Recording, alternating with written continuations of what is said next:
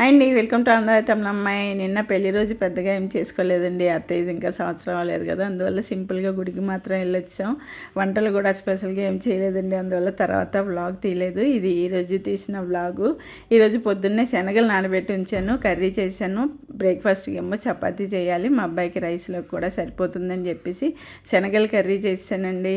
నిన్నంతా మా పెళ్లి రోజు వంక పెట్టి వాడు కాలేజీకి సెలవు పెట్టేశాడు. వంక అయితే మా పెళ్లి రోజు, కాకపోతే వాడు క్రికెట్ మ్యాచ్ చూడటం కోసం సెలవు పెట్టేశాడండి. నిన్న Australia India team cricket match జరిగింది కదా, అది చూడటం కోసం సెలవు పెట్టేశాడు. క్రికెట్ అంతా చాలా పిచ్చిగా చూస్తాడండి వాడు. చూడడంతో పాటు నిన్నంతా నాతో కూర్చొని క్రికెట్ చూడని చెప్పేసి మధ్యాహ్నం నుంచి నైట్ వరకు నన్ను కూర్చోబెట్టేశాడండి. చిన్న వయసులో నేను క్రికెట్ ఎక్కువగా చూసేదాన్ని, కానీ తర్వాత పెళ్ళైన తర్వాత పెద్దగా ఇంట్రెస్ట్ లేదు. ఇలా ముఖ్యమైన మ్యాచ్లు ఏమైనా జరిగితే వాళ్ళు చూస్తుంటే మధ్య మధ్యలో వెళ్ళి చూస్తాను అంతే.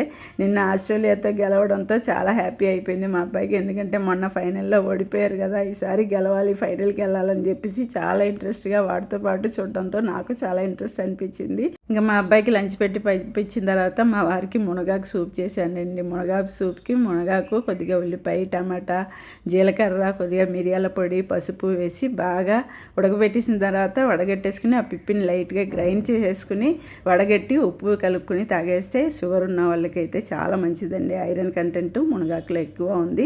నాకు సత్తిపిండితోటి కొద్దిగా జావ చేసుకున్నానండి. ఫ్రూట్స్ అయితే ఎక్కువ రకాలు లేవు, అందువల్ల కొద్దిగా జావ చేసుకున్నాను. ఓకే అండి, ఈరోజు బ్లాగ్ అయితే ఇదే. వీడియో లైక్ చేయండి. వణకం.